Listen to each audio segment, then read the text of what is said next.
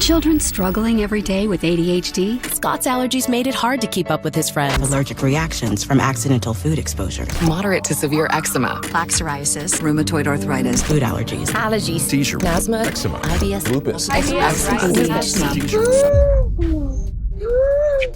We are now the sickest country in the world.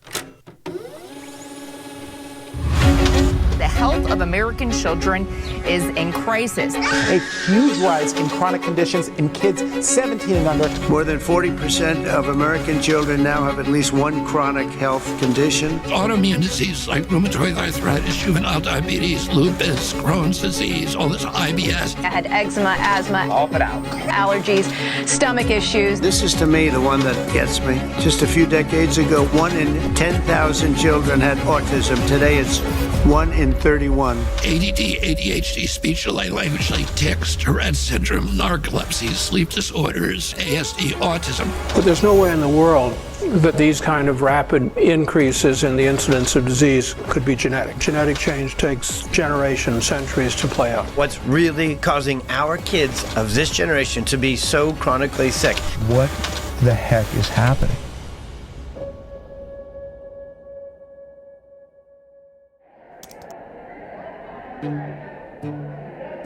America is the sickest nation in the industrialized world. It is now believed that over 54% of our kids have a chronic disease, either a neurological disorder or an autoimmune disease. That's up from only 12.8% back in the 1980s. In roughly 40 years, we have seen the greatest decline in human health ever recorded. What if I told you there is a study that could shed light on this chronic disease epidemic, but no major medical institution seemed willing to do it? What if I told you there was one scientist brave enough to conduct this study? How you doing, Mark? Good to see you. Yeah, nice to see you. Absolutely. Yeah. What if I told you that when the study was finished, that scientist was too afraid to publish it? What would you do? Maybe you would do what I did. I got hidden cameras and recording equipment, and I went to ask him why. Thank you. You're very welcome. Cool. Have you all dined with us before? I want to show you a video. Okay. Curious of what your reaction to this is. Okay. Just hit play here. Yeah. Go ahead and press play there. What was the most shocking thing? Because I know what I've seen. No, I thought it was important. It's important information because of it did show a difference between the groups. We have some serious issues. No, I actually agree with that. If I can't get this study out, then what hope is there for every kid in the future? I don't want to say it's not the right thing to do. It's the right thing to do, but I just don't want to. I mean, obviously, really emotional. It's sick. It's really sick. Publishing something like that, might as well retire. I'd be finished. So who was that guy? Zervo's probably going to lose his job over this.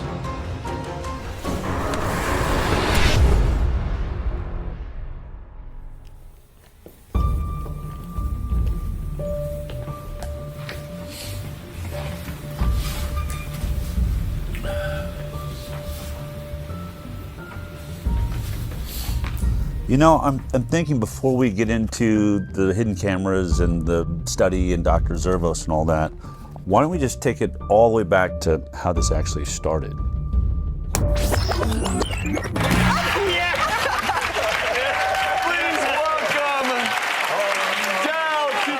I've been a medical journalist for almost 20 years now. My first 10 years was at CBS, and the last 8 years or so I've had my internet news show called The High Wire. Good morning, good afternoon, good evening, wherever you are. But the biggest change in my career happened when I produced a documentary about vaccinations called Vaxxed. And at the center of that documentary was a whistleblower from the CDC named Dr. William Thompson. He came forward in 2015 and said that they were committing scientific fraud on the vaccine safety studies. Well, that film blew up and became a worldwide sensation, mostly because we got so much bad press, starting with being kicked out of the Tribeca Film Festival. The decision to run a controversial documentary about vaccines has Robert De Niro at the center of a big screen backlash. Tonight, the film festival Robert De Niro started Under Fire, a controversial new film that many are characterizing as anti-vaccine. I think the movie is something that people should see. There was a backlash which I haven't fully explored. I want to know the truth, and I'm not anti-vaccine. I want safe vaccines. Vax producer Del Bigtree says canceling the screening amounts to a suppression of the truth. I can't imagine what type of pressure came down that would make them pull a movie that they were obviously behind in the beginning. The message from the medical community is clear. This is one of those scientific questions where science has provided an answer. Vaxxed ended up being one of the most controversial documentaries in history. And because of that, there were lines down the block everywhere we went. Look at this crowd behind me. Look at this line, goes on and on and on. In fact, the very first day we screened at Angelica Film Center in New York, I wanted to know why there's this giant line down the block. What are these people here for? Can every parent or someone, if you have a family member with autism, would you please stand up right now? I'd like to see. 3/4 of the room stood up. I remember feeling like the air just got sucked out of the room. I had no idea that there was this many people suffering from this issue.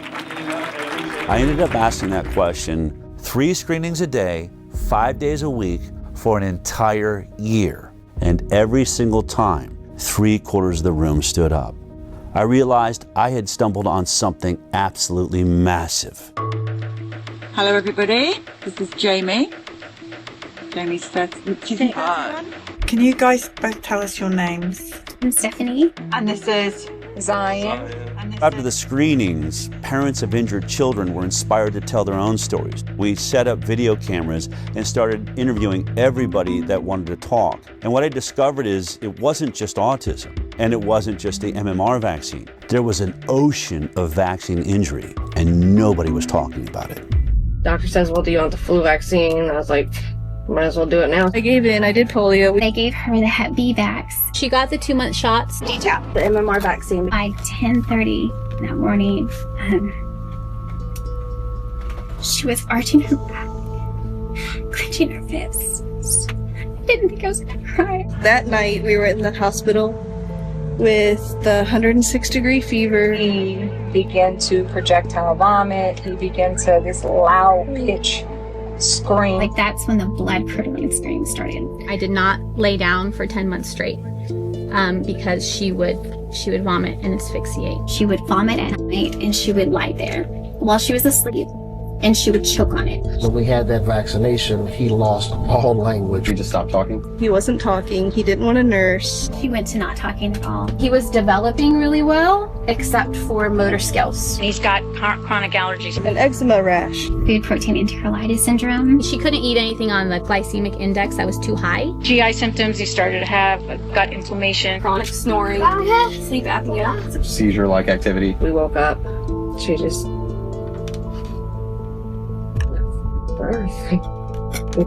She died in your arms. Yeah.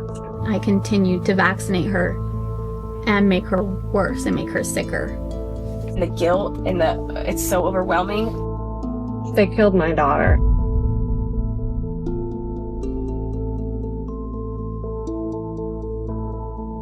Clearly, this was a bigger issue than anybody realized. But there was one particular interview that we did that really changed my perspective forever. Colton was a 13-year-old healthy, strong boy. He loved anything that has to do with an adrenaline rush. Motocross was his passion. The doctor says, hey, he's the age that you should get the HPV vaccine. I said, okay. So he was administered the vaccine. And then this is the last day he got to ride that big boy bike. And that day he came home, he was starting to feel nauseous, really sore neck. He still didn't want to get out of bed. I just thought, man, you're just really weak and exhausted. And that evening, when he sat up to take a drink of water, he just flopped back and his head just hit the pillow, and I went, Colton, are you going paralyzed? They immediately took him down to Primary Children's Hospital in Salt Lake. Original diagnosis was transverse myelitis. When the doctor came out and asked me, has he been sick? I said, no, he hasn't been sick. He had the HPV vaccine on February 1st, and they went, oh, well, we'll be reporting that to VARS. It does suck, like, not being able to play sports anymore. Now I have to sit on the sideline, just watch everybody. You gotta do your research, like, you can't just trust a doctor anymore. Do your own ways to find out what's best for you.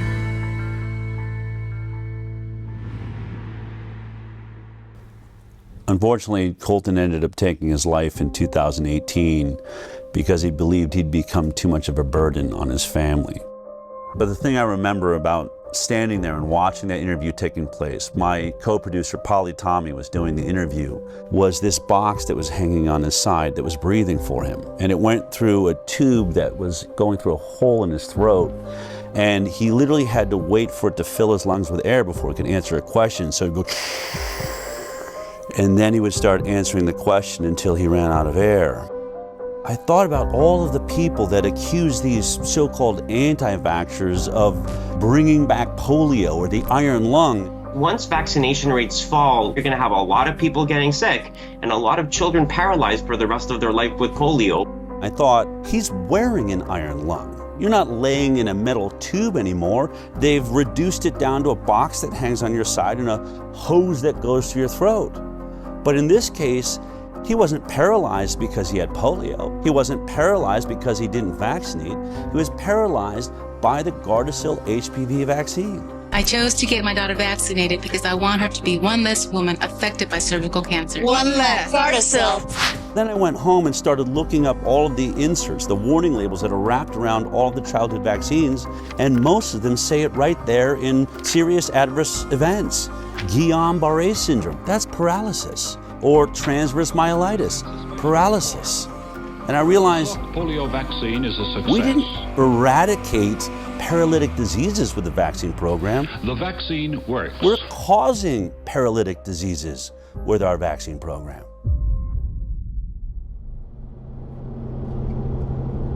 So as we traveled the country, some parents would come up and say, I'm about to have a baby. I'm definitely not going to get the MMR vaccine because your movie shows that that one's dangerous. But what about the other 16 vaccines that are given in 72 doses by the time my child's 18? And I'd say, I only have anecdotal evidence from the thousands of interviews I've done that not a single childhood vaccine is safe.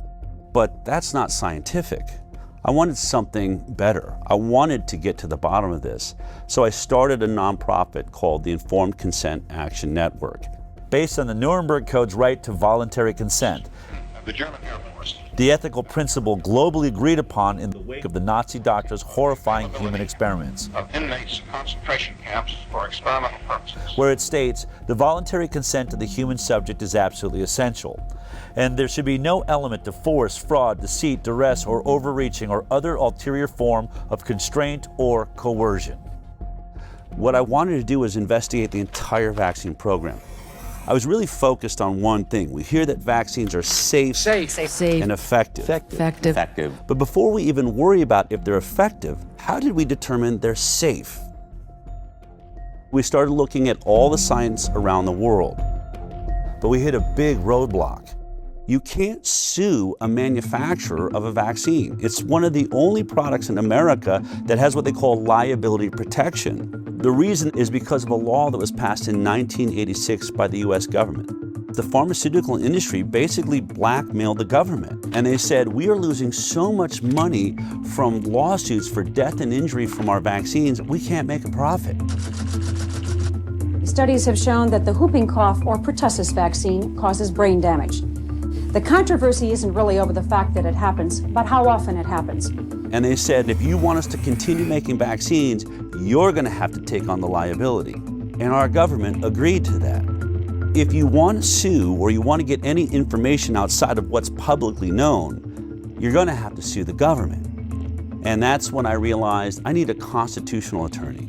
And I found a guy named Aaron Siri. Mr. Siri, you're not a medical doctor, are you? No, sir. And you're not an immunologist or biologist or any kind of... Or vaccinologists, no, but I depose them regularly, including the world's leading ones with regards to vaccines, and I have to make my claims based on actual evidence when I go to court with regards to vaccines. I don't get to rely on titles. Okay. He had a genius way forward. We're going to sue the government agencies, HHS, FDA, NIH, and we started winning. And what did we prove in those lawsuits? That the entire science behind vaccine safety was nothing but a complete fraud. Doctors used to listen to parents. When their parents came in and said, hey, my kid is suffering with this condition, has this issue, doctors listened to them. But when parents started coming in and saying, my kid went in and got a vaccine and then started having X issue, that's when doctors stopped listening.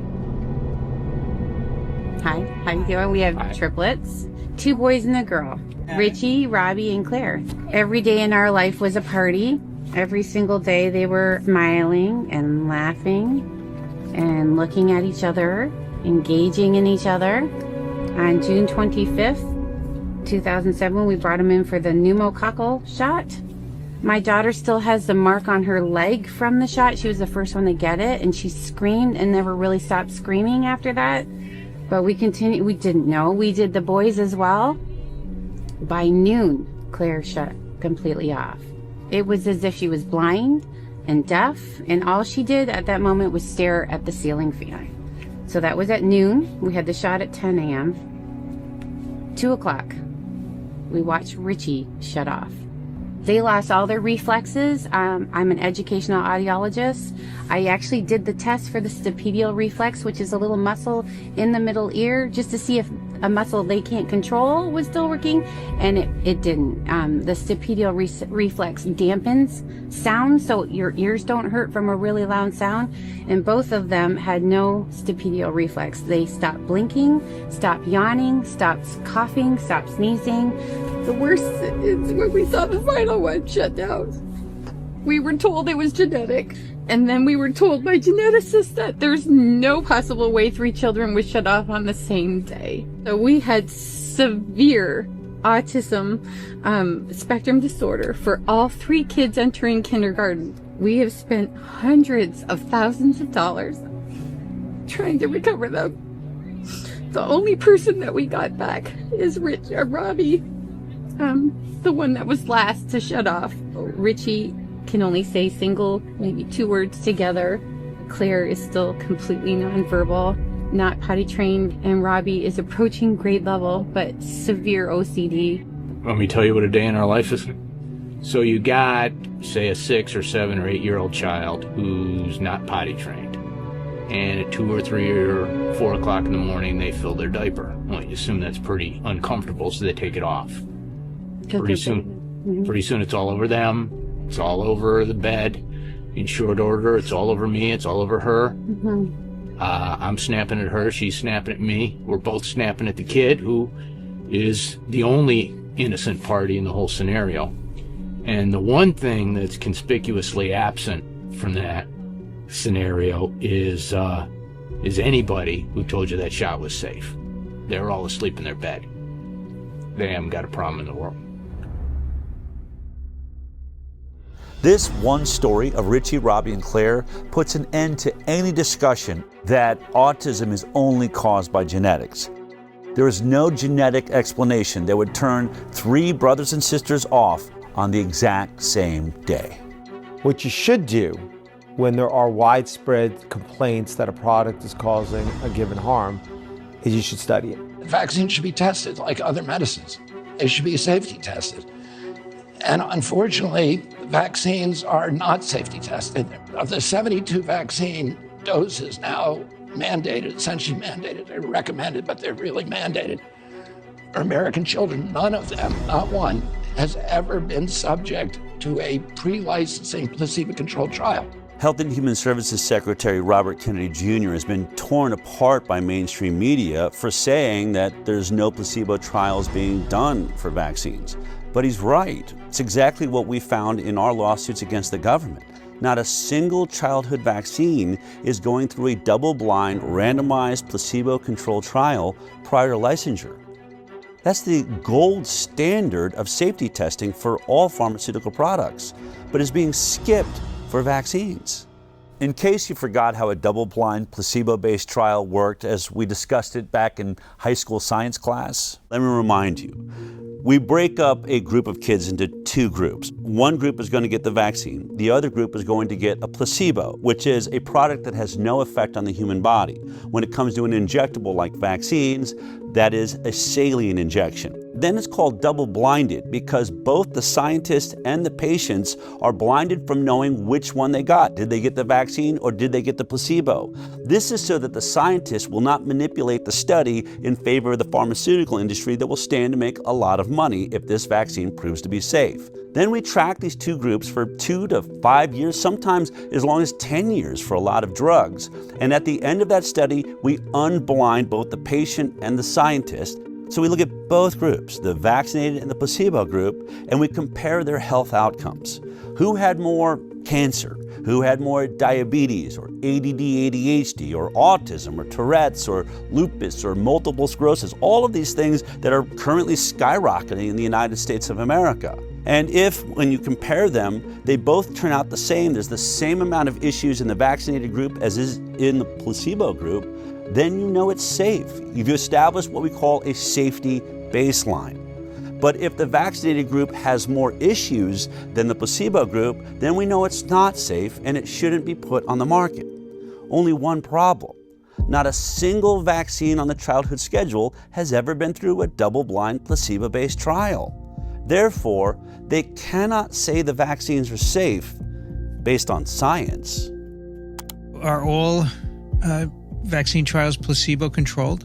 No, and nor should they be. So, for example, when Prevnar 13, so Prevnar was a conjugate pneumococcal vaccine. The FDA has approved a new pneumococcal vaccine. It had to be tested in the phase 3 trial, and so the control group there was Prevnar 7 and had been shown to work. It will replace Prevnar, which was effective against 7 serotypes. You can't ask parents to put their children at risk of pneumococcal disease when there existed on the market at the time a vaccine to prevent that. And the World Health Organization has been very clear on this. That would have been considered an ethical trial. Dr. Paul Offit's one of the big proponents of vaccinations, probably because he's made a vaccine and made a killing off of it, the rotavirus vaccines on the childhood schedule. It doesn't matter whether I financially benefited or not.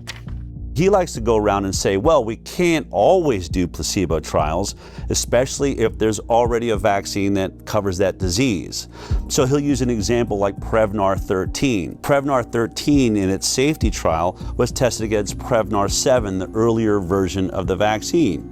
And he'll say you cannot test Prevnar 13 against a saline placebo because it would be unethical. You'd be denying children access to a vaccine that is already on the market, and that's not fair to them.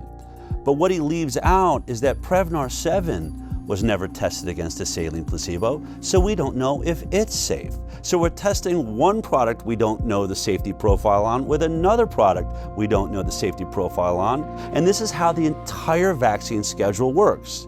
I like to call this the whiskey study. Let me explain. Let's say there's a group of people that are complaining that whiskey is making people drunk and they're crashing their cars and people are getting killed. Now, in order to test does whiskey cause car accidents, you would set up a double-blind placebo trial. One group, the test group, would get the 10 shots of whiskey. The other group, the placebo group, would get 10 shots of water. And then we'd have them both drive on a driving course and see who has more accidents. It's obvious.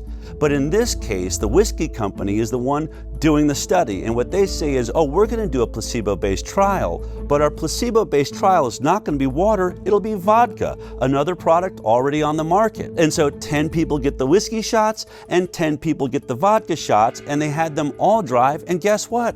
They had just as many car accidents. Therefore, whiskey does not cause car accidents because it didn't cause any more than the vodka did. And so to take this all the way to the end of Dr. Paul Offit's point, if vodka had ever been tested against 10 shots of water and there was no car accidents in the vodka group, then it would make sense to test the whiskey against the vodka. But we all know that study was never done, just like no vaccine placebo study was ever done. All you have to do is type in FDA licensed vaccines on your computer, and every vaccine that they give your child on the childhood schedule will appear there. And then you can click on any one you're interested in. Let's click on Recombavax HB. This is one of the hepatitis B vaccines they give your baby on the first day of life. Hello, welcome to the world. Gasp for your first breath, and here comes your first sexually transmitted disease. Now, go to vaccine insert. This is the insert or the warning label that is wrapped around the vaccine when it's delivered to your doctor. It has all kinds of information like what's in the vaccine, all the ingredients, side effects of the vaccine, but I want you to focus on section 6.1. This is where they talk about the clinical trial they relied upon to establish safety. It's always 6.1 on every single vaccine, so you can look at all of them. But in this one, you'll see that there was only 147 children in the entire trial. And they were only monitored for 5 days after each dose.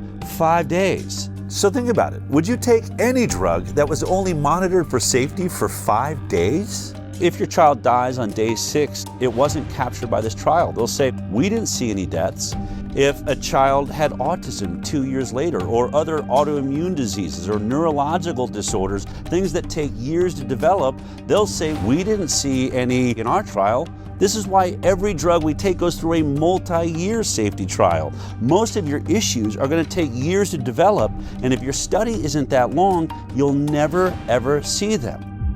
We had an interesting opportunity to talk about this with Dr. Stanley Plotkin, who's considered to be the reigning godfather of our vaccine program. Dr. Stan Plotkin. Dr. Plotkin. Virtually every country in the world is affected by his vaccines. Like the rubella vaccine, the rotavirus vaccine, rabies. He trained just a generation of scientists, including myself, to think like he thinks. He developed the standard textbook for vaccines in 1988. Bill Gates calls his book a Bible for vaccinologists. I hope it's more accurate than the Bible. In 2018, our attorney, Aaron Siri, had the opportunity to depose under oath Dr. Stanley Plotkin, and he asked him this exact question. Is a 5-day safety trial long enough to capture all of the side effects that people are complaining about from the hepatitis B vaccine? Dr. Plotkin, this is the product, the manufacturer insert for Recombavax HB, correct? Yes.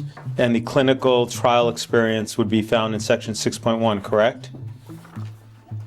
Correct? Dr. Plotkin? Yes. Okay. In section 6.1, when you look at the clinical trials that were done pre-licensure for Recombavax HB, how long does it say that safety was monitored after each dose? Let's see.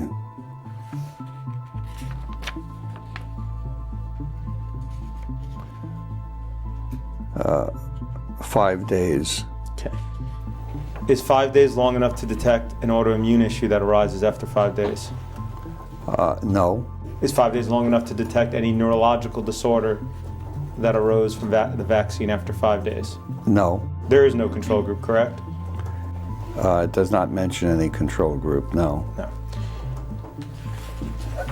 If you turn to section 6.2, under the nervous system disorders, it states that there have been reports of Guillain-Barré syndrome, correct? Yes. As well as multiple sclerosis, exacerbation of multiple sclerosis, myelitis, including transverse myelitis, seizure, febrile seizure, peripheral neuropathy, including Bell's palsy, muscle weakness, hypothesia, and encephalitis, correct? Correct. Okay.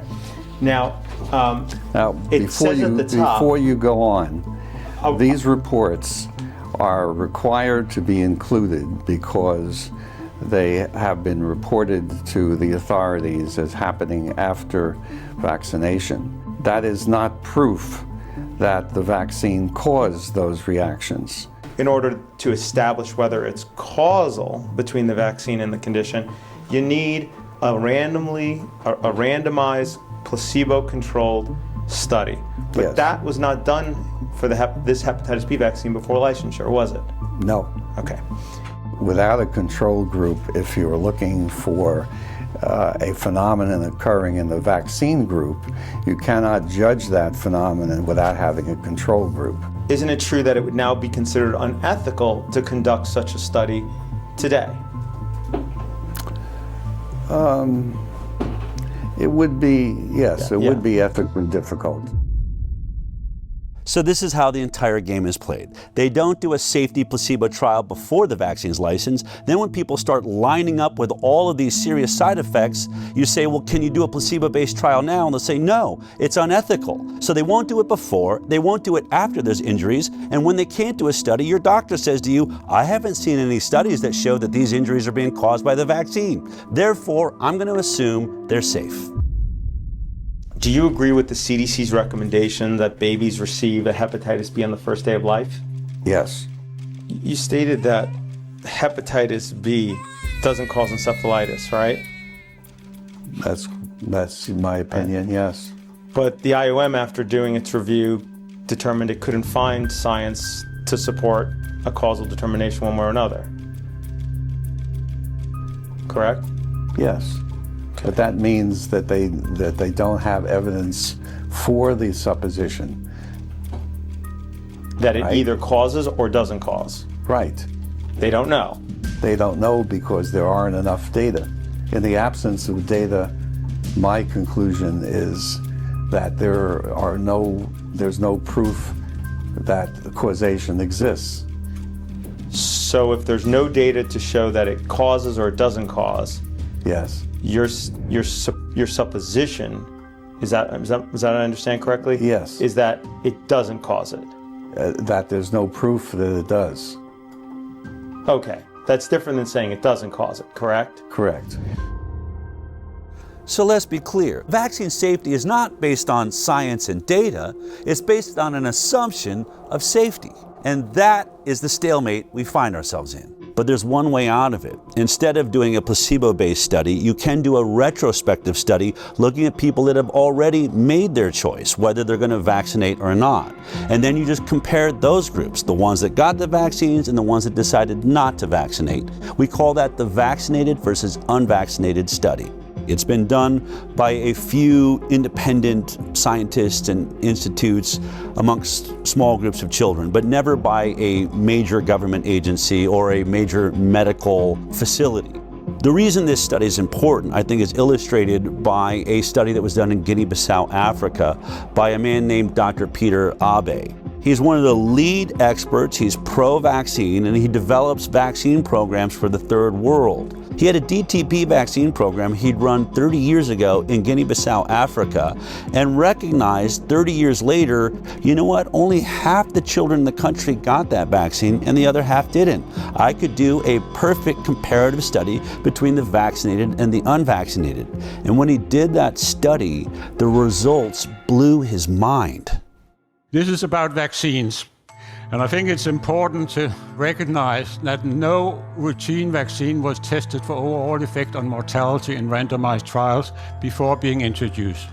I guess most of you think that we know what our vaccines are doing. We don't.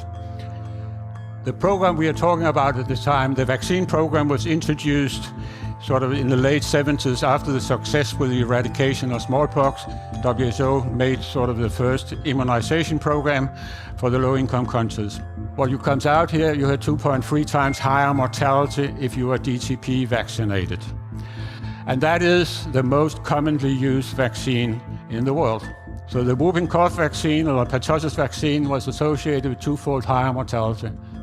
You can have a vaccine which is fully protective against a specific disease, but associated with higher mortality. How is that possible? After looking at this study, it was clear that the vaccine did protect against the diseases they were vaccinated for. The kids didn't die of diphtheria, tetanus, and pertussis. Only one problem. Once they looked at it, they were dying at 5 times the rate of all of these other issues. So it was clear that though it was protecting against these diseases, it was weakening their immune systems to all sorts of other problems. One of the other scientists on this study did a TED Talk on this. In spite of being protected against 3 deadly diseases, the introduction of DTP was associated with increased overall mortality. Children who received DTP vaccine had 5 times higher risk of dying than those who didn't. And this is just one example of many studies now done of DTP vaccine, and they all show the same. DTP vaccinated children have higher mortality than those who didn't get DTP. So it appears that DTP vaccine has negative non-specific effects. The protection against the 3 deadly diseases comes at a very high price, namely increased risk of dying. So, with the best of intentions, the use of DTP vaccine may kill more children than it saves. I know these results are extremely uncomfortable, and most people, including myself, just wish they weren't true. But this is what the data tells us. That was just a study of one vaccine in a group of children. What if you studied children that were receiving not one vaccine, but between 72 and 100 vaccines by the time they're 18? Of course, I'm talking about the most vaccinated nation in the world, the United States of America. Our federal health authorities actually paid the Institute of Medicine to look at the safety of the vaccine schedule as a whole. And the Institute of Medicine, after conducting that review, came back with a report in 2013. The report said no studies have compared the differences in health outcomes between entirely unimmunized populations of children and fully immunized children. It's the CDC's responsibility to do those studies, and they've been ordered again and again and again to do them, and they have refused. But the Institute of Medicine has looked at the vaccine schedule and said in their 2011 report, there are over 150 injuries that are likely to be associated with vaccines that have never been studied. Well, what did the CDC do after the Institute of Medicine issued that report? Instead of doing the study, they ended up doing a study on how to do a vax versus unvax study. It went and it paid a whole lot of money to issue a white paper on how to conduct that study comparing vaccinated versus unvaccinated kids. That white paper came out in 2015. Now, here we are in 2025, 10 years later. They've still never published that study. Now, have they never done the study? I can't tell you. This is information that vaccine safety advocates want and have been asking for a long time, and I'm not sure why it hasn't been done. This simple study would shut up every anti-vaxxer forever. I have to believe that they have done this study every way they possibly can, and they can't seem to figure out how to make it look like the vaccinated are healthier. But that's just my opinion, based on several other studies I've seen that did compare vaccinated to unvaccinated, but mainstream medicine says, well, the cohort was too small, or they poke holes in it saying it wasn't done by a major medical institution. So if we're ever going to get a vax versus unvaccinated study that people believe in, it's going to have to be done by highly credited scientists at a major medical institution who has a database big enough to do a thorough, robust investigation comparing the vaccinated to the unvaccinated.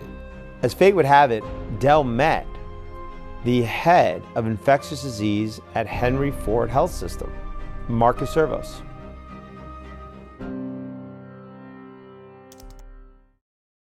I'll never forget that meeting because you said something to me. You said, "I've watched your film. It's intriguing."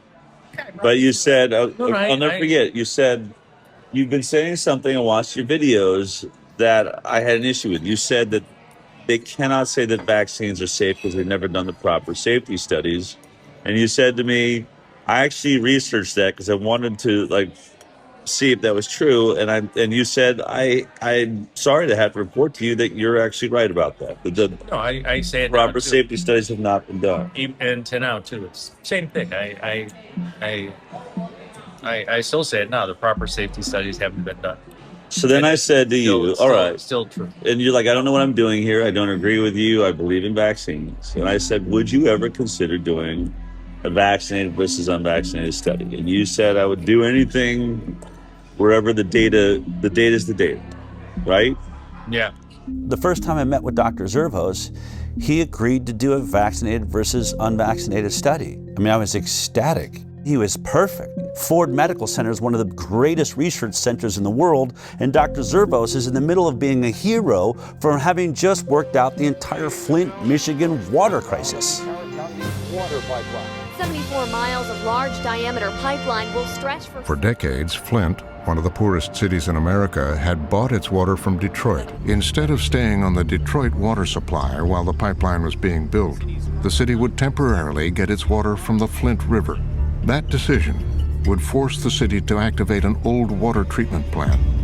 Here's the plant. This is what is coming out of the tap. Water's brown, has a bad odor. We cannot drink the water. They soon became a breeding ground for Legionella, and people were getting sick. The oxygen, you're on that all the time, or do you ever get to take it? I want it all the time. Yeah. Her doctor, Marcus Zervos, had been treating a chronic skin infection that her weakened immune system couldn't control. They are doing a lot better. I'm ecstatic.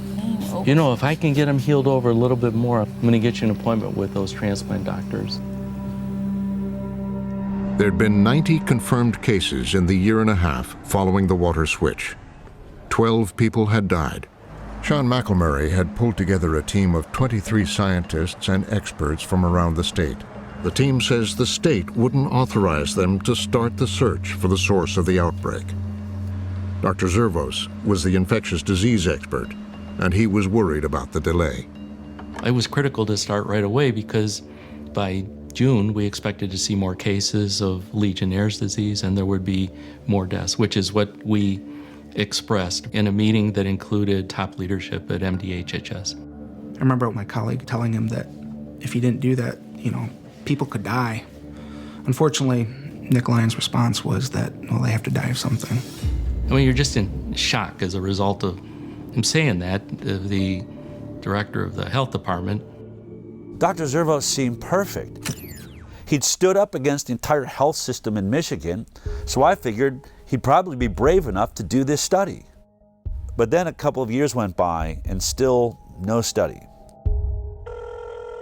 I called Aaron and said, why don't we go see if we can't convince him to finally do this study?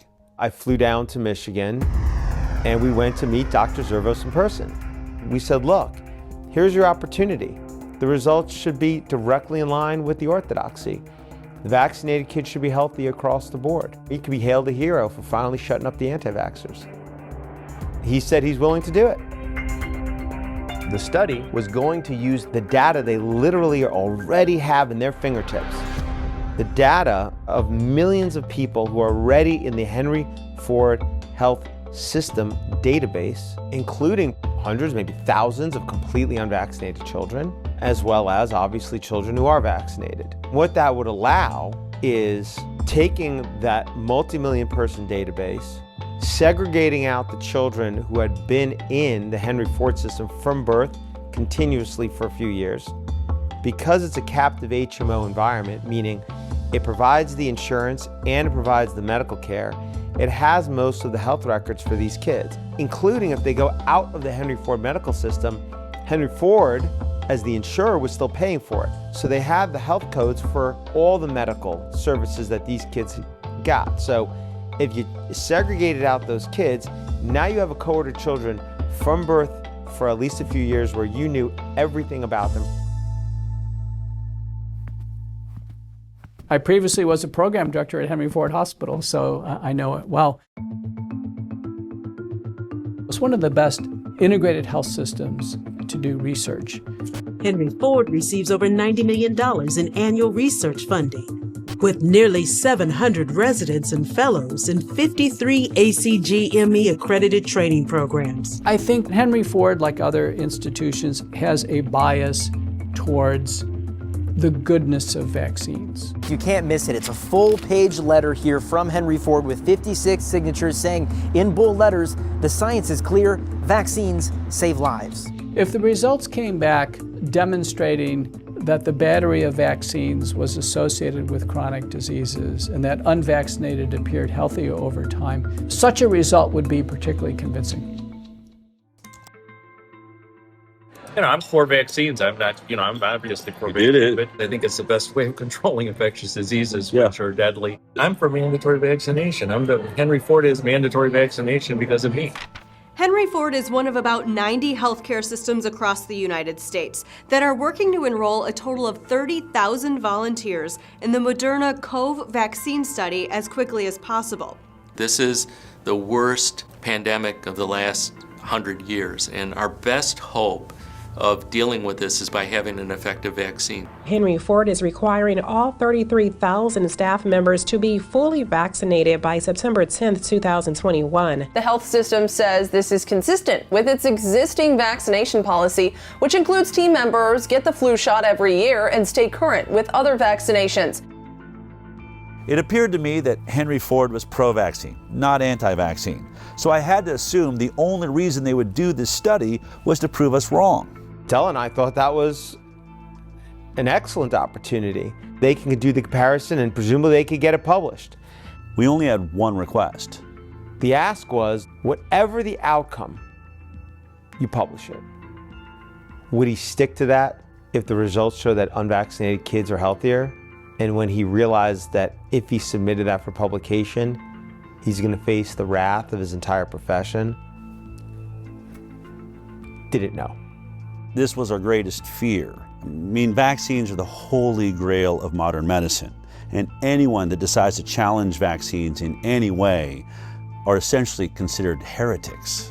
Vaccines are safe. Vaccines are safe and effective. Vaccines are safe and highly effective. Safe and effective. Safe and they're highly effective. Vaccines are one of humanity's most incredible accomplishments, and they've saved millions of lives. Childhood vaccines have prevented about 4 million deaths around the world every year. The overwhelming majority of pediatricians in this country strongly support vaccination. Missing her vaccination dates. We're not vaccinating.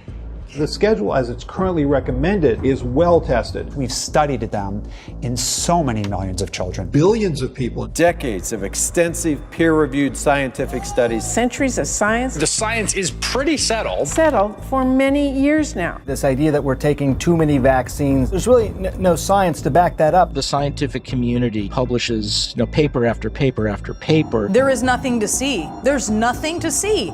I will not stand here and let conspiracy theories distract from real solutions.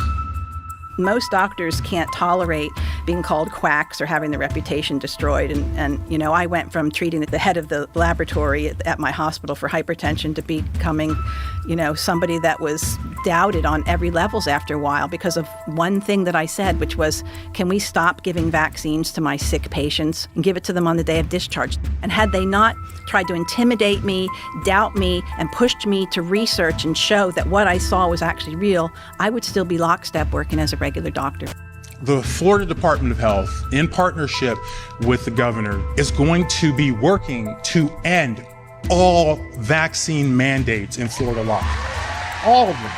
All of them. My experience with discussing or disclosing harms associated with vaccines is that those are not welcome ideas or conversations. That move from the Florida Surgeon General, a doctor there, drawing condemnation from public health experts. Whether it's ignorance, it's stupidity, or it's malice, at the end of the day, people are going to get hurt. He's not going to necessarily receive a warm embrace by some of the people in his profession, but that's really what courage is all about. It's a very hostile environment, both scientifically and in the media, for individuals who reach conclusions or have opinions that counter mainstream ideas.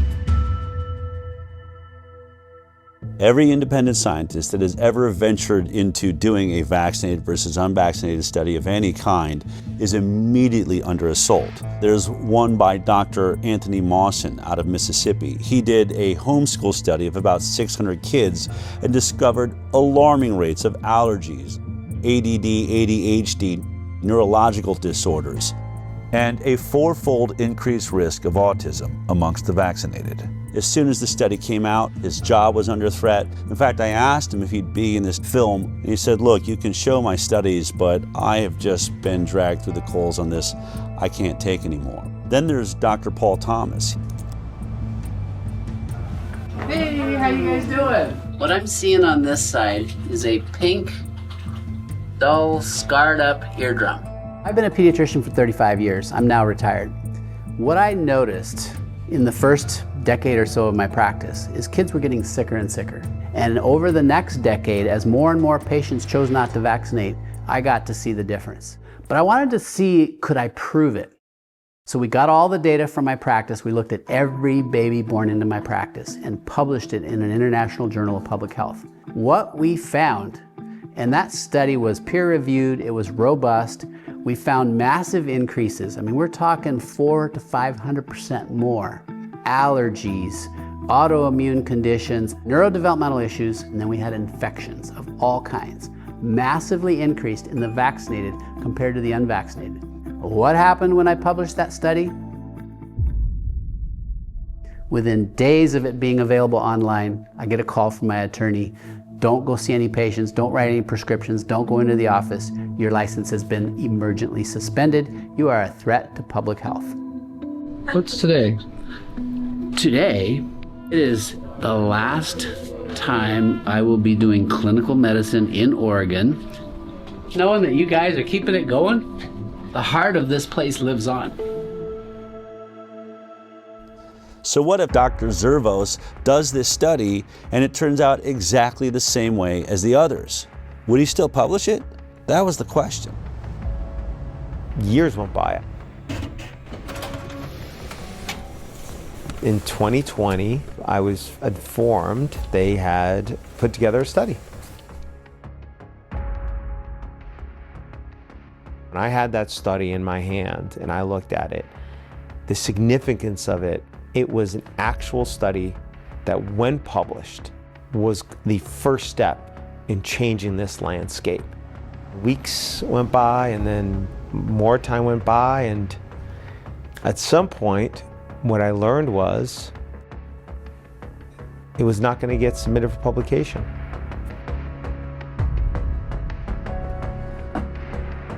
Aaron called me and said they finished the study. Only one problem. They're not going to publish it. I mean, it was everything we were afraid of. I called Dr. Zervos and I said, can I fly out and meet you for dinner? And he agreed. I wanted to look Zervos in the eyes and ask him, what's so damning in this study that you're afraid to publish it? I wanted to know what was in this study. I hadn't seen it. I also imagined there's got to be a way to talk him into publishing this study. But one thing was for sure. This was my last chance.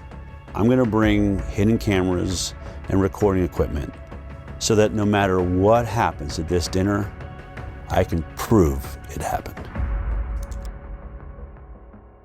What do you think about the study you guys have done? It's important information because of, it did show a difference between the groups. I don't know how to. Oh, she got it. How to explain? Here it comes. I don't know how to explain it, but it's important. It was an important finding. The study was for what. Do you find any flaws in the study? I mean, is there a way they could do the study? You can do the study better with what's there? Not that I. No. That I know.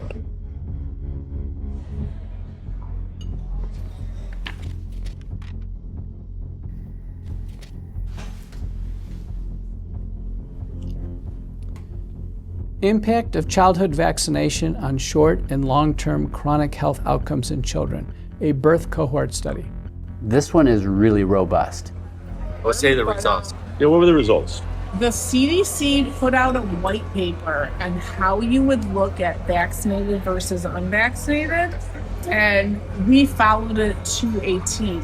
I agree with that. No. Do you agree with that? No, we 100% did. We looked at this every other way and sideways. I think this is a devastating commentary on our public health interventions, because if this is true, we are systematically making kids sick, and not just a little bit sick, very sick. Publishing something like that, I might as well retire. I'd be finished. I mean, I'm just curious. What in this data makes you think it will be as catastrophic to your career as you think? What was he so afraid of? The study was a bombshell. 18,468 subjects, 1,957 of them were fully unvaccinated. When comparing the health outcomes of the vaccinated versus the unvaccinated, they found an increased risk in the vaccinated of several chronic health conditions. The vaccinated subjects were over 4 times more likely to have an asthma diagnosis. 4.29 times in the adjusted. And that seems, I've looked at a lot of studies, that's 3.26 to 5.65. They also found 3 times the risk for atopic diseases, which is kind of a subset of allergic diseases. They found almost 6 times risk for autoimmune disease. The autoimmune diseases this paper looked at include thrombocytopenic purpura, rheumatoid arthritis, SLE, systemic lupus erythematosus, MS, multiple sclerosis, and Guillain-Barré syndrome. They mentioned there are over 80 different autoimmune diseases, and what their data showed for autoimmunity, 6 times increase in those who got vaccines when compared to the unvaccinated. Which is staggering, because autoimmune disorders really represent significant morbidity and health costs and suffering, accrued over a lifetime. Neurodevelopmental disorders. What kind of numbers are we talking about? Do you remember? 5.5 times risk for neurodevelopmental disorders. We know that the immune system is intimately connected with both brain development and brain functioning. And so when the immune system gets triggered by illness, potentially by vaccination, you can get neuropsychiatric symptoms, presumably related to brain inflammation and immune processes in the brain. 2.92 times the amount of motor disabilities, 4.47 times the amount of speech disorders in the vaccinated compared to the unvaccinated. 3 times the rate of developmental delay. Interestingly, there were several health conditions where they couldn't even do this analysis because there were none in the unvaccinated group. The way that the mathematical formulas work, you can't have a 0 in any one group and be able to compare risk. For example, there were 262 children who had ADHD in the vaccinated group. Amongst the unvaccinated group, there were 0 cases of ADHD. 0. These ones are just mind-boggling. These conditions were not found at all in almost 2,000 unvaccinated kids. 0 brain dysfunction, 0 diabetes, 0 behavioral problems, 0 learning disabilities, 0 intellectual disabilities, 0 tics, and 0 other psychological disabilities in the unvaccinated.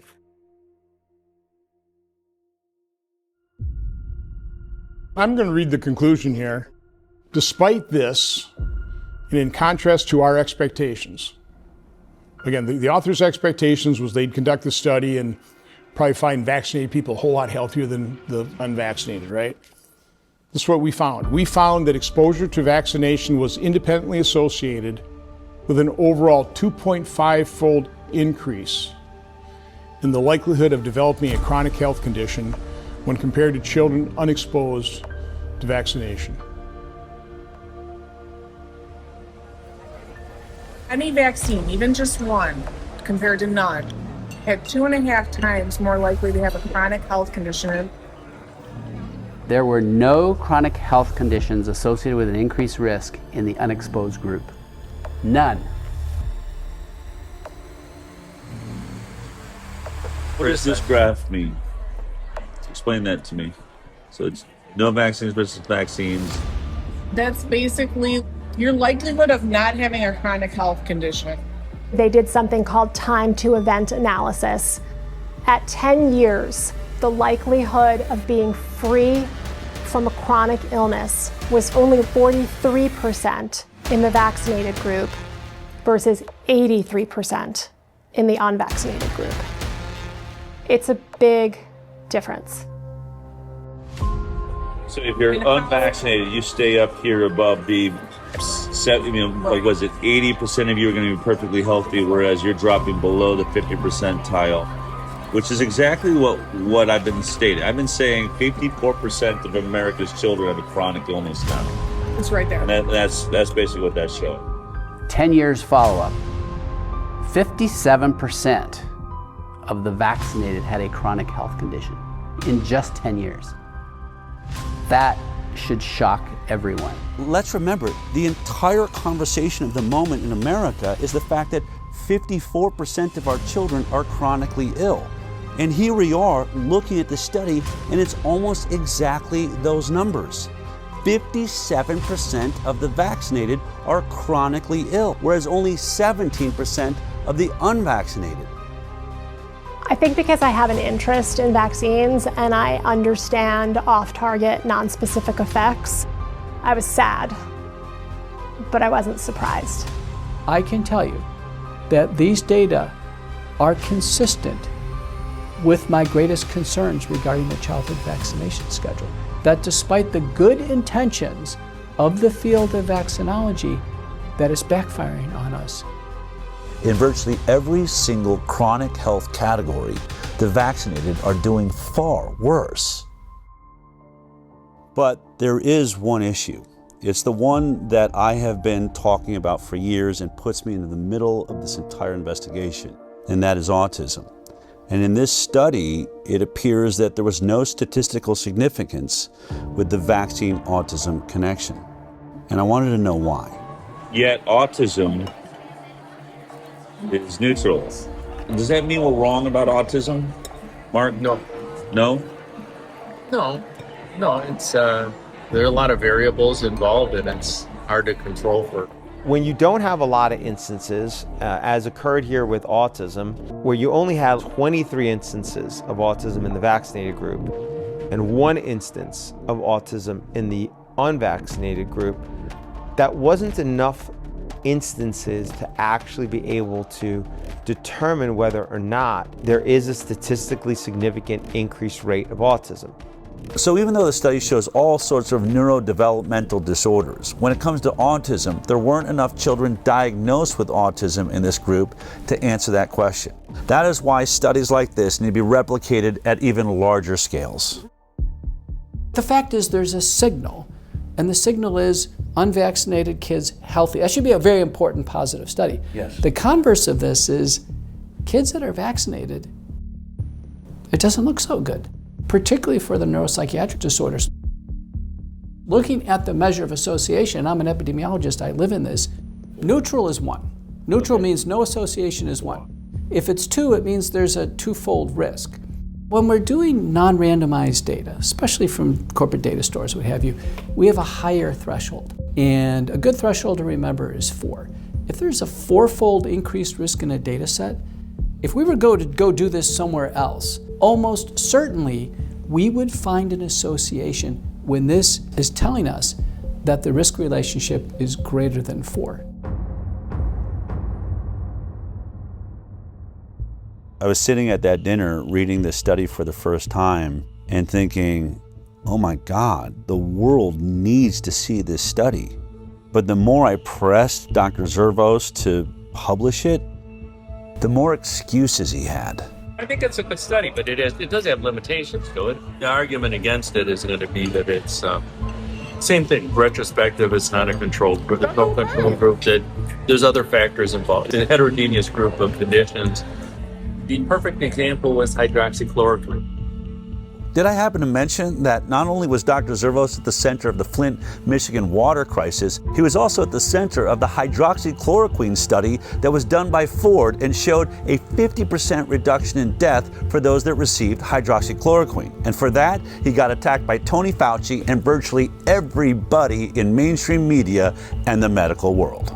The Henry Ford Hospital study that was published was a non-controlled retrospective cohort study. So that study is a flawed study. In the PR at Henry Ford, they put a gag order on me. I couldn't talk about anything. And they said to me, Mark, so what? So you go on CNN. Which they would be happy. They'd be thrilled to have you on CNN. And you say what you feel. But they're just going to twist what you say anyway and make you look bad anyway. So what good is it going to do? So I should still be able to defend myself and and say what the inaccuracies are. So I'm thinking to myself, maybe the Henry Ford PR was right, is that it's just going to get twisted around anyway, make you look bad, and you get fired. So what good does it do? So what's going to happen with this one is the same thing, is that somebody's going to come back and they're going to say, you know, the study is flawed, as opposed to looking at it in the way that it should be looked at. How about looking at this as important scientific information that can inform how the proper study should be done? It won't be taken like that. And then I can say, why? Because there's a political agenda to it. I get it has its issues. Any retrospective study is always going to have the same problems, right? So you always have the same attacks upon it. There are limitations to retrospective studies. That's the reason why we like to do randomized clinical trials when we can, because they don't have the same limitations. The major one that you have to worry about with retrospective studies is things that are different between the groups that you're comparing that you're unable to account for. If you want a flawless study, do a placebo-controlled trial. Any retrospective study is going to have flaws in it. But in this study, they made a point to address many of the flaws that they found themselves. If someone were critical of the study, I think issues that a researcher might raise would be things like the different lengths of follow-up for the groups between the children who received no vaccines and the children who received vaccines. The authors actually did do a sensitivity analysis where they limited the analysis to children who had at least a certain amount of follow-up. When they limited the follow-up time for both the vaccinated and the unvaccinated to 1 year, it's still 2.75 times higher rate of chronic disease in the vaccinated. And when they limited it to 3 years, it's 3.38 times the rate of chronic disease in the vaccinated. And when they limit it to 5 years, it's 4 times greater. So no matter what they did to limit the follow-up time, the results of the study didn't change. The results indicate that the different follow-up period really did not have a substantial effect on the research question that they were probing. Another concern is that there are just big differences in how likely the children who received no vaccines were to seek health care compared to the children who received vaccines. So in other words, could the differences we're finding in the study just be due to the fact that these kids were being seen less often and so they're getting fewer diagnoses? To try and address this, they limited the population of children who didn't receive any vaccines to children who at least had some number of medical visits. And even in that sensitivity analysis, the main findings persisted. In this study, they adjusted for confounders. Confounders can be age, socioeconomic status, gender, racial, ethnic groups, and used a technique called Cox proportional hazards, which means holding all other factors equal, what's the relationship between the factor of interest and the outcome? Even after they were adjusted for, the effect of these characteristics was actually pretty small. I actually expected that those adjustments would have a really powerful effect, but they actually didn't. And when you do a lot of sensitivity analysis and what you're seeing doesn't change much, that can be reassuring. The authors did a good job with the information that they had. I have seen studies on vaccines published in good journals that are much weaker in quality. Is what your study shows, is it important? Yeah, it is important. You know who you should send it to? Well, to what I told you a while ago. Because I'm just not going to do. I'm not going to do it because I don't want to end up like Diddy or. I don't want to suffer what McCullough did. But I give him credit for taking it. Standing up for it. But I'm just not going to do it. I'm not going to do it. In any other climate, in a regular climate, you would have put this study out just as it is. Right? If we weren't in this world of censorship... I'd put it out just how it is. You would? I'd put it out just how it is, yeah. I'd like to just finish out my work, doing international work. Part of my reluctance to do anything is that nothing is going to come out of it other than me losing my job, which I'd rather not see happen. I'm open to it. We're here because I fully respect you, and I recognize the danger of... I said to you, if you do this study... I'm going to repeat it because I'm going to remember. I said, if you do the study You're going to come under fire. You said, I don't care about that. I'm all about the data, and I'm about to retire anyway. That's literally what you said. Yeah. So your energy has definitely changed on that. But Energy's changing. let me put it this way. I put my whole career on the line because I saw an issue. Because what? I saw an issue that is affecting the children of America and the world. We have a serious growing problem of autoimmune disease, chronic illness. I'm not saying that vaccines are the only cause, but I'm saying this program needs some serious work.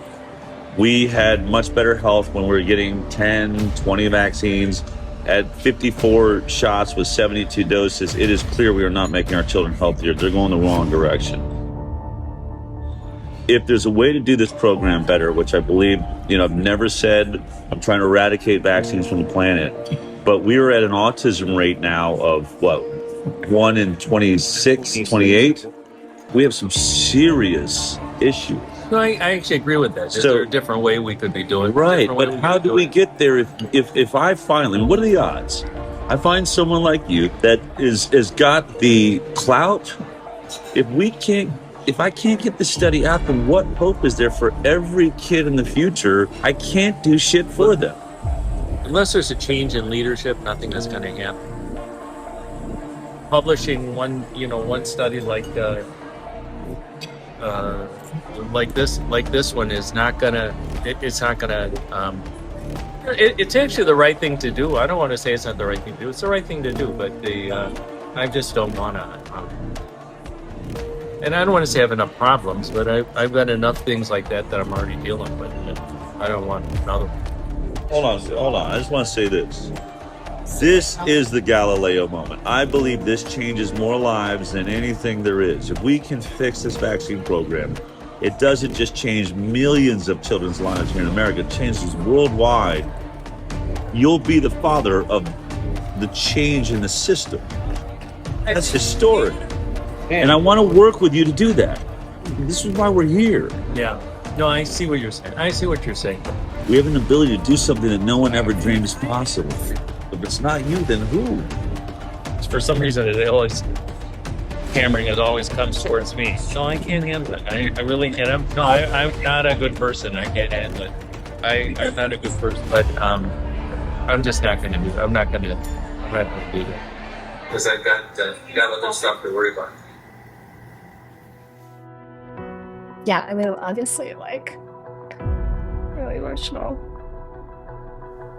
He's just going to compartmentalize it away. I think someone could look at this and be like, it's unconscionable. How could he? And I think the way that he can is the way we all can do things that, not do things we don't want to do is we just convince ourselves, he's saying it doesn't matter. This is one study. It won't move the needle. It's too much for me. I can't. And, maybe he's right. Maybe it is too much for him. It's very important the study sees the light of day. In the scientific literature, and for the advancement of science, we must have balance. There are always pros and cons to everything. And when we have a deep-seated religious bias in favor of vaccines, we've lost balance. And when we lose balance, the entire scientific enterprise goes off track. And when that happens, large populations are harmed. I cannot help but ask myself the question, how many children will suffer a chronic illness that they maybe wouldn't have to suffer had this information been out there?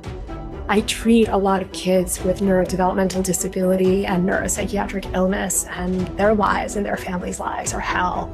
And I know so many parents who suffer all kinds of guilt. The parents who've had adverse reactions or who've witnessed neurodevelopmental regression in connection with vaccination, they are devastated. I've had so many mothers say to me, my child is like this because of me. At my hand, I did this to them. I think we are absolutely destroying our future by destroying the overall health of our most precious asset, our children. We need to know if this is true.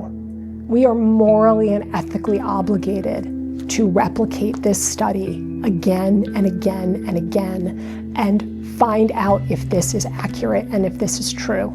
We have to. The fact that this study hasn't been peer-reviewed and hasn't been published is extremely concerning. It's important knowledge, and other healthcare systems really do need to replicate the analysis. This question really does need to be probed. It's a very important research question. I challenge you, yes, you the doctors, you the researchers, do the research. Find within your data set, within your system, those who are unvaccinated and compare them to the vaccinated cohort. This is one data set. You could replicate this again. There are other captive payer systems. Let Kaiser Permanente Southern California do it. And let the Harvard Pilgrim system in Boston do it. And all the other health systems around the country. And maybe even the CDC with the VSD. And with that, we can start actually addressing the problem that these vaccines might be causing. If these results are valid, this is an absolute sea change in our understanding of the off-target and non-specific effects of vaccination. And we will have to reconsider the way we go about our vaccination program.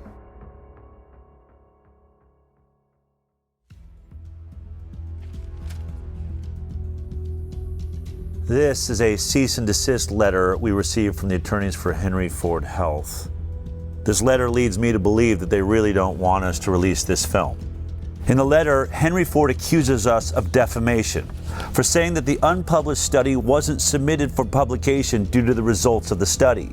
They assert that the reason the study was never submitted for publication was, quote, due to significant and serious flaws in its data and methodology, and because it did not come close to meeting the rigorous scientific standards Henry Ford Health and its researchers demand. But we just heard from Dr. Marcus Zervos, the lead author on this unpublished study and a world-leading expert on infectious disease at Henry Ford. He told me he believed the study was a good study and he would publish it just as it is. Only one problem. If he does publish it, he believes it would be the end of his career. He'd be finished. Not my words, but his. Now, even if Dr. Zervos stands by his study, does that mean it's a perfect study? Of course not. Can we say that the Henry Ford study proves that vaccines are causing the chronic disease epidemic? No, we cannot. A retrospective study does not prove causation. What we can say is that we believe it is showing a signal, a red flag waved in the air by the scientific method. Houston, there may be a real problem here. Now, this concern is heightened by the fact that this unpublished study does not stand alone. It's not an anomaly. It now stands with several other studies that have all shown similar signals. So there will certainly be attacks on the limitations of this study, which can be found in most retrospective studies, and we acknowledge those limitations. But the only way to really refute it is to do your own vaccinated versus unvaccinated study and prove us wrong. That's what I believe Dr. Zervos attempted to do and failed. But as parents watching this film right now, you have to ask yourself a very important question. Why hasn't a single health agency or major medical institution in the world been able to produce one single vaccinated versus completely unvaccinated study that shows that the vaccinated children are healthier? Wasn't that the entire purpose of the vaccine program? To make our children healthier? And although this may be an inconvenient study for anyone who said that the vaccine program was safe, there is a bright side. In every one of these studies so far, there is a group of children who are thriving, who aren't suffering from many of the ailments that plague America's children, who have barely any cases of neurodevelopmental disorders or autoimmune disease. They are living in a world that is flourishing with health because their parents went in a different direction. You now have even more data. You've been informed. What are you going to do about it? That choice is yours.